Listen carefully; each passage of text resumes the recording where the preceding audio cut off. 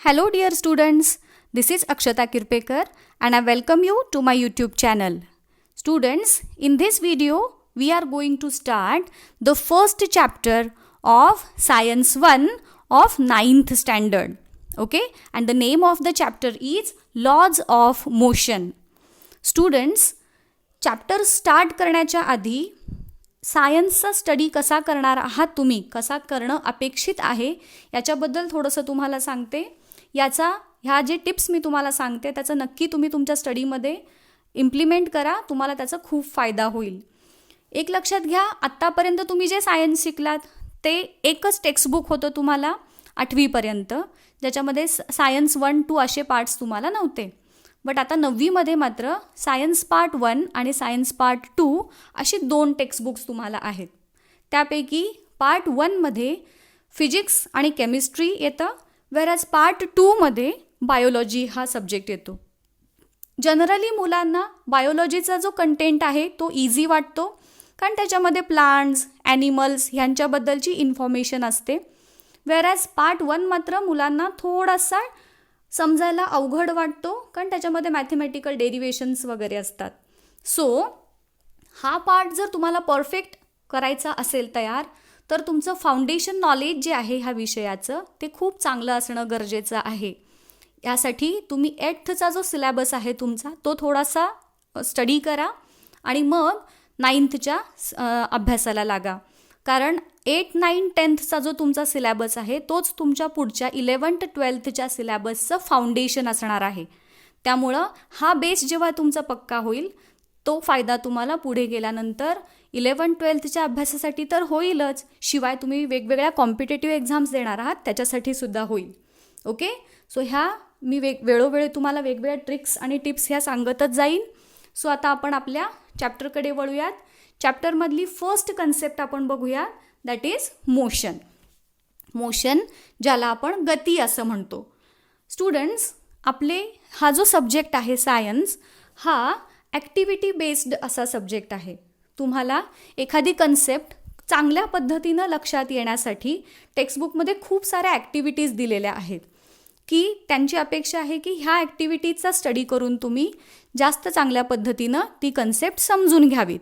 So motion ही concept समजण्यासाठी देखील आपण काही क्वेश्चन्स तुम्हाला दिलेले आहेत टेक्स्टबुकमध्ये, त्याचं डिस्कशन करूयात आणि त्याच्या थ्रू मोशन ही कन्सेप्ट समजून घेऊयात.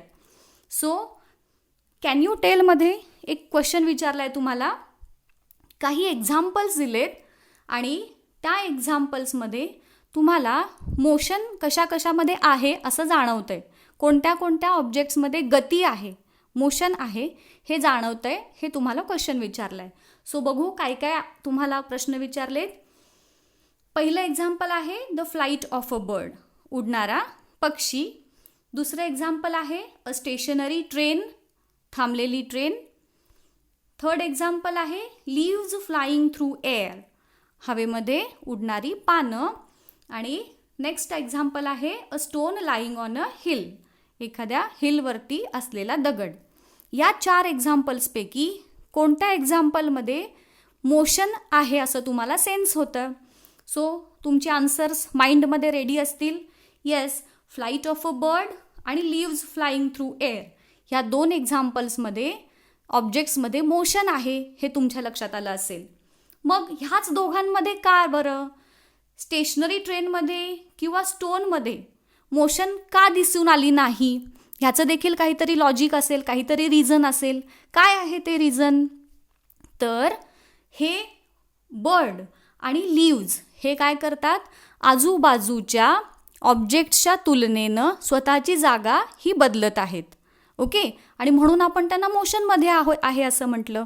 म्हणजेच कोणताही ऑब्जेक्ट जेव्हा इतर आजूबाजूच्या वस्तूंच्या तुलनेत स्वतःची जागा बदलतोय तर त्याला आपण मोशनमध्ये आहे असं कन्सिडर करूयात. आता पुढचा क्वेश्चन बघा. Is the person sitting next to you in motion when you are travelling in a bus. तुम्ही बसमध्ये बसला आहात आणि तुमच्या शेजारी एक पॅसेंजर आहे. तर प्रश्न काय विचारलाय, तो जो शेजारी बसलेला पर्सन आहे तो मोशनमध्ये आहे का? ओके, त्यानंतर पुढचा प्रश्न आहे की what do you take into consideration to decide if an object is moving or not. तुम्ही बसमध्ये आहात, शेजारचा पॅसेंजर हा मोशनमध्ये आहे का असा प्रश्न आहे. जर तुमचा आन्सर येस असेल तर मग तुम्ही कोणत्या बेसिसवरती ठरवलं की तो पॅसेंजर मोशनमध्ये आहे किंवा मोशनमध्ये नाही. तर जेव्हा आपण बसमधून ट्रॅव्हल करत असतो, जर आपण आपल्या तुलनेत बघितलं तर तोही पॅसेंजर स्टेडी आहे आणि आपणही स्टेडी आहोत. आपणही हलत नाही, तोही स्थिर आहे, इजंट इट. त्यामुळं जर तुमच्या तुलनेत विचार करायचा झाला तर तो पॅसेंजर देखील स्टेडी आहे, he is not in motion. But जर बाहेर, बसच्या बाहेरचे जर तुम्ही रस्ता, झाडं, घरं हे जर ऑब्जेक्ट्स बघितले तर त्यांच्या तुलनेत आपण मात्र मोशनमध्ये आहोत. दिसताना आपल्याला ती झाडं पळतायत, घरं पळतायत असा भास होतो, बट ॲक्च्युली ते स्टेडी असतात आणि आपण मूव्हिंग असतो, बरोबर. सो मोशन ही जी आहे ती एक रिलेटिव्ह टर्म आहे. आपण एखाद्या ऑब्जेक्टला कुठून ऑब्झर्व करतो त्याच्यावरती तो ऑब्जेक्ट मोशनमध्ये आहे की नाही हे ठरतं. जर तुम्ही तुमच्या शेजारी बसलेल्या माणसाला ऑब्झर्व केलं तर तुम्ही शेजारी शेजारी आहात, सो दोघंही स्टेडी आहात. पण जर बाहेरच्या रस्त्यावरच्या माणसाने तुम्हाला बघितलं तर त्याच्या तुलनेत तुम्ही दोघंही मोशनमध्ये आहात, इजंट इट. सो मोशन ही एक रिलेटिव्ह टर्म आहे बघा. त्यामुळे तुमच्या शेजारी बसलेला माणूस हा मोशनमध्ये नसणार आहे. कुणाच्या तुलनेत? तुमच्या तुलनेत. कारण motion is a relative concept and when object changes its position with respect to surrounding then only it is said to be in motion. आलं लक्षात? जर एखादा ऑब्जेक्ट आजूबाजूच्या वस्तूंच्या तुलनेत स्वतःची जागा बदलत असेल तर तो ऑब्जेक्ट मोशनमध्ये आहे असं म्हटलं जातं.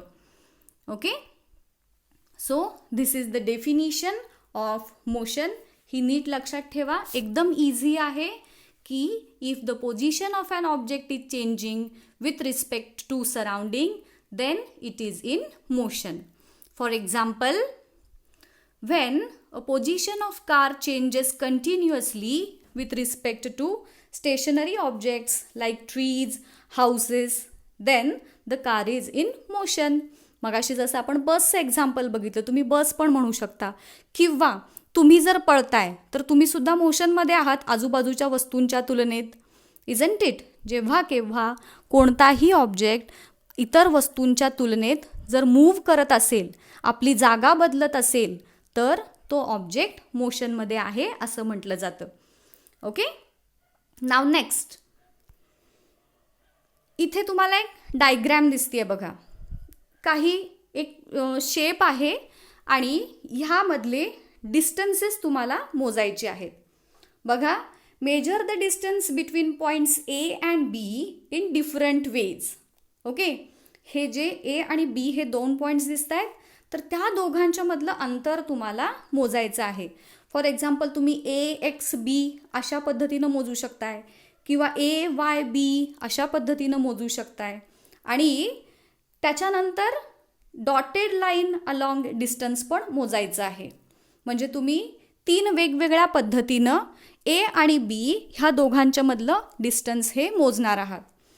ए एक्स बी अशा पद्धतीने, दुसरी पद्धत ए वाय बी अशी आणि तिसरी ए ओ बी अशी. आणि मग तुम्हाला विचारले त्याच्यावरती की विच डिस्टन्स इज करेक्ट. तुमच्या मते ह्या 3 पद्धतींपैकी कोणतं डिस्टन्स करेक्ट असणार आहे रे? काय वाटतं तुम्हाला? सो डिस्टन्स ए ओ आणि बी, मला असं वाटतं की डिस्टन्स ए ओ बी हे जास्त करेक्ट ठरेल, जास्त ॲक्युरेट ठरेल, इजंट इट. बघा, distance measured along dotted line is correct. का बरं? Because it is a straight line, straight path आहे ना. So there are less chances of mistakes. तुम्ही ए एक्स बी, सपोज तुम्ही ए एक्स बी अशा पद्धतीनं ए आणि बी मधलं डिस्टन्स मोजताय. सो तो कर्व्ड पाथ आहे ना, मोजताना तुमच्या काही चुका होऊ शकतात. सेम ए वाय बी असं जर मोजायचं असेल तर तेव्हा देखील काही मिस्टेक्स होऊ शकतात. So most appropriate and most accurate distance कोणता असणार आहे? ए ओ बी असं डिस्टन्स असणार आहे. ओके, अजून एक ॲक्टिव्हिटी दिली आहे तुम्हाला बघा. इथं एक पाथ दाखवला आहे. शीतल आणि प्रशांतचं हाऊस आहे. शीतल आणि प्रशांत दोघं स्कूलला निघालेत. शीतल जाता जाता तिची फ्रेंड संगीताच्या घरी जाती आहे आणि मग दोघी मिळून स्कूलला जात आहेत. व्हेअरॅज प्रशांत मात्र घरातून डिरेक्टली स्कूलला निघाला आहे. ओके, आता दोघांचा स्पीड हा सेम आहे. सेम स्पीडनं दोघं देखील ट्रॅव्हल करतायत. आता प्रश्न काय विचारलाय बघा. Who will take less time to reach school and why? डायग्रॅममध्ये बघून मला सांगा की शीतल आणि प्रशांत हे दोघं देखील स्कूलला निघालेत, स्कूलमध्ये पोचलेत. दोघंही सेम स्पीडनं चाललेत. मग तुम्हाला काय वाटतं बरं, कोण लवकर पोचेल आणि का बरं? सो येस, प्रशांत जो आहे तो शीतलपेक्षा लवकर पोचणार स्कूलमध्ये. का बरं, काय रिझन असेल त्याच्या मागचं? तर रिझन असं आहे बघा, शीतल काय करते, डिरेक्टली स्कूलमध्ये न जाता आधी संगीताच्या घरी गेली आहे. संगीताचं जे घर आहे ते त्यांच्या घरापासून 500 मीटर डिस्टन्सवरती आहे. तिथून संगीताच्या घरातून स्कूल जे आहे ते 1200 मीटर डिस्टन्सवरती आहे. म्हणजेच शीतलनं टोटल किती डिस्टन्स कव्हर केलं आहे? 500 प्लस 1200 दॅट इज 1700 मीटर हे टोटल डिस्टन्स शीतलनं कव्हर केलं आहे. व्हेअरॅज प्रशांत मात्र डिरेक्टली स्कूलमध्ये गेला आहे की स्कूल आणि प्रशांतचं घर यांच्यामधलं डिस्टन्स किती दाखवलं आहे? 1300 मीटर. सो शीतलच्या तुलनेत प्रशांतनं कव्हर केलेलं डिस्टन्स हे लेस आहे. दोघांचा स्पीड इक्वल असल्यामुळं प्रशांत हा लवकर पोचणार, शीतलला मात्र जास्त अंतर कव्हर करायचं आहे, हो ना, आणि म्हणून शीतल उशिरा पोचणार. आता दुसरा प्रश्न, is there a difference between the actual distance and the distance travelled? शाळा आणि घर ह्या दोघांच्यामध्ये असणारं ॲक्च्युअल डिस्टन्स आणि शीतल आणि प्रशांत ह्या दोघांनी कव्हर केलेलं डिस्टन्स, ह्या दोघांच्यामध्ये काही डिफरन्स आहे का? काय वाटतं तुम्हाला? Yes, there is a difference. बघा, ॲक्च्युअल डिस्टन्स किती आहे स्कूल आणि घरातलं? 1300 मीटर. शीतलनं किती डिस्टन्स ट्रॅव्हल केलं आहे? 500 plus 1200 metre that is 1700 metre distance शीतलनं ट्रॅव्हल केलं आहे. So the distance travelled by Sheetal is more than the actual distance. प्रशांतनं मात्र ॲक्च्युअल डिस्टन्स कव्हर केलेलं आहे. सो ह्या दोन ॲक्टिव्हिटीज, मगाचं आपण जे कॅल्क्युलेट केलं डिस्टन्स आणि इथे डिस्टन्स, हे जे दोन ॲक्टिव्हिटीज बेस्ड आहेत त्याच्याशी रिलेटेड आपल्याला दोन कन्सेप्ट शिकायचे आहेत आणि त्या आहेत डिस्टन्स आणि डिस्प्लेसमेंट. पण ह्या दोन कन्सेप्ट ज्या आहेत त्या आपण नेक्स्ट लेक्चरमध्ये शिकायच्या आहेत आणि त्यांच्याबद्दल आपण डिटेल इन्फॉर्मेशन घ्यायची आहे. ओके, तोपर्यंत गुड बाय.